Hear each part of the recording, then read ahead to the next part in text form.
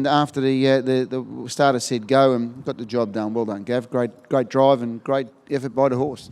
Yeah, no, he's building up a great record, this guy, and a little bit lucky early there. I knew I was following out one that had enough speed to hold up, and you know, you take a bit of a risk by burrowing through there, but on this occasion it turned out right. So all credit to the horse though, and Michael, he's doing a great job with him. He certainly is. He's very lightly raced, only had the 7 starts for 6 wins. He's a imposing type, big strong horse, and certainly looks to have a good motor. Yeah, for sure. As you alluded to, hadn't done a lot of racing, but got a great record already. And I don't know the history behind him. I was only lucky enough to pick up the drive yesterday, so really know very little about him. But I just know that he's horse of the future by the look of it.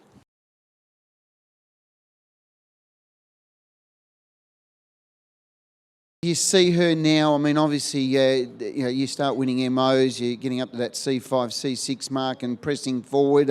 Is she a mare that can go on with the job and compete at a higher level?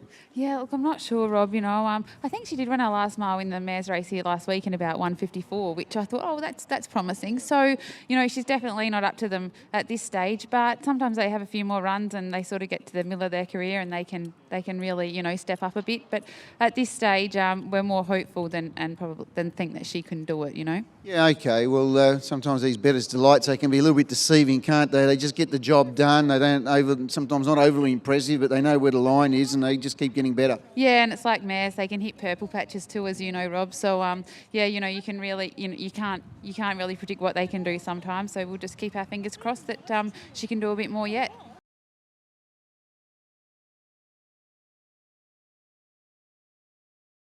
He's been racing out of his league a little bit lately, but he's been really good. And once he sort of found the front tonight, I thought he'd be really hard to beat. He's been with David for quite a while now, this horse, and he's always been a horse that's showed to have an abundance of ability. And David took over the training. He's had him for a while now, and he's certainly, as you mentioned, he's been working up, racing some pretty good races against high-quality horses, and nice to be able to get back into a winnable race for him. Yeah, no, that's right. David's done a wonderful job with him. He is a tricky horse to train, but he's done a wonderful job with him to get him where he is today. He looks a bit of a headstrong type. Yeah, no, he's very headstrong. And tonight didn't have much chance just to keep going forward and pressing on? Yeah, no, that's right. Once he got a little bit keen earlier, I thought we'll just keep pressing on. He sort of does relax in front sometimes, but today he just wanted to keep rolling.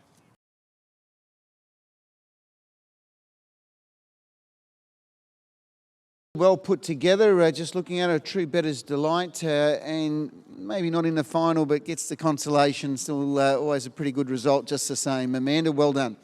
Yeah, no, thanks. She's done a good job this season, and she's just behind the real good ones, but she's thereabouts. Yeah, tonight, interesting affair. There's plenty of speed on early. You were able to slot into the 1 out and 1 back trail, which was a pretty good spot the way it turned out. And then certainly down the back, it looked like there was a bit of a shuffle with horses getting up on the pegs, and looked to be quite a bit of interference going on. And you sort of had to switch wide, and took a little while to wind up. But once you hit the lead, maybe switched off for a little while and then got going again. Yeah, I was worried when she hit the front. She sort of did switch off, and had to really get up her. But it was a funny sort of a race. Didn't really work out how we planned. But yeah, I was sort of kicking myself. I didn't go behind there for a while. But it worked out all right.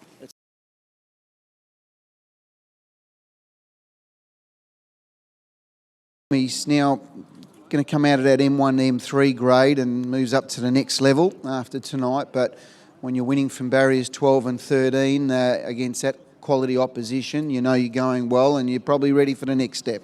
Yeah, that's right, Rob. I'm looking forward to, taking the next step with him now, and if he can get on the fence in the free-for-alls and stuff, I'm sure they'll all know he's there, and hopefully he can just keep improving like he has the last sort of month to 6 weeks, and like you said, it's very hard to win from where he's coming from, and he's doing it well, so very happy with him.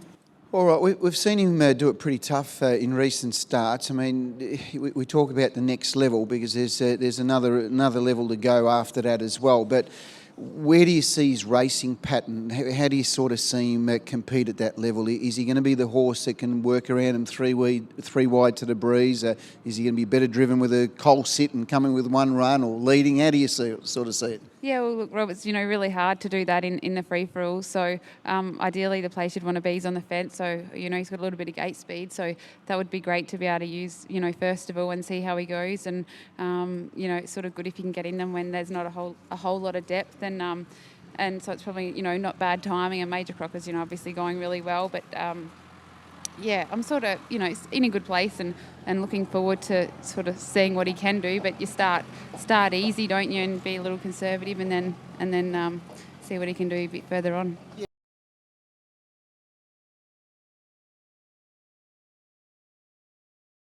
When I seen him race as a 2-year-old, he just didn't look like a 2-year-old. He was always gave it indication he was going to be one of those horses that would get better as he got older, and that's eventuating right now. Yeah, I've got to take my hat off to Noel and Jane. They looked after him well as a 2-year-old, and he came to us halfway through his 3-year-old career when we were in Sydney, and his first start, I think he ran 5th, and he ran home in 54 or something. We were like, wow.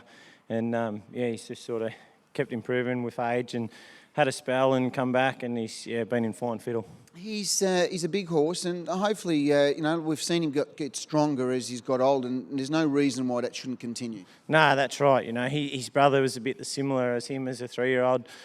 He's a little bit weak, but he's a speedy little fellow, where this fellow's probably a bit more stronger than him. So, the breeds have been quite strong, so hopefully they can both keep getting stronger and going forward. But, come size stakes time in 8 weeks, he's going to take a bit of beating.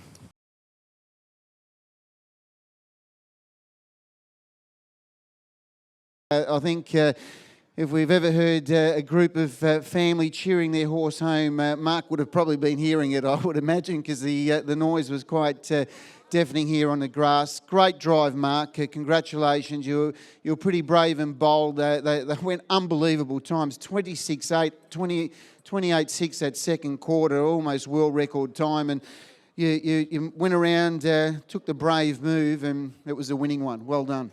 Thank you. Yeah, no, that's right. They really did burn early, but when we got the opportunity to be in the open, she's probably not the quickest horse, but she's really tough. Turning for home, you were able to pinch that break, and Molly Kelly was coming at you pretty hard and fast, and it looked like it was going to be a dead set sterling jewel, which it was all the way to the line, and this girl just kept digging, and she wasn't going to let the other one get past. Yeah, no, that's right, Rob. I sort of had to try and get a bit of a break on him because I know how fast she is, but this mare, she just kept digging and digging. The more, the closer it got, the more she dug in.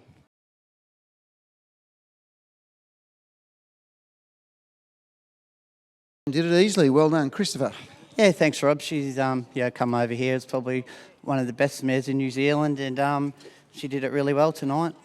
She did. She's always shown to be an excellent filly. We saw her come across, I think, for the Breeders' Crown. I think it might have been one of the years as a 3-year-old, I think, by memory. Brian Hughes, of course, does a great job, and she's a winner now of over 650,000. So I think her stake earnings speaks for itself. Yeah, she had a few injuries and missed most of her 4-year-old, but she seems to come back really well, and she left the gate well tonight and finished off really strong. So she's got next week and then the big one the week after. So hopefully she stays in that form.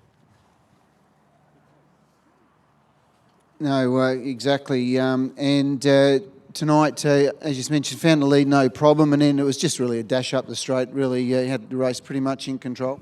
Yeah, she came out really fast and got to the front, and she just relaxed really well, and then she just needed to rip home a bit, and she did it nicely, and just had a good look around.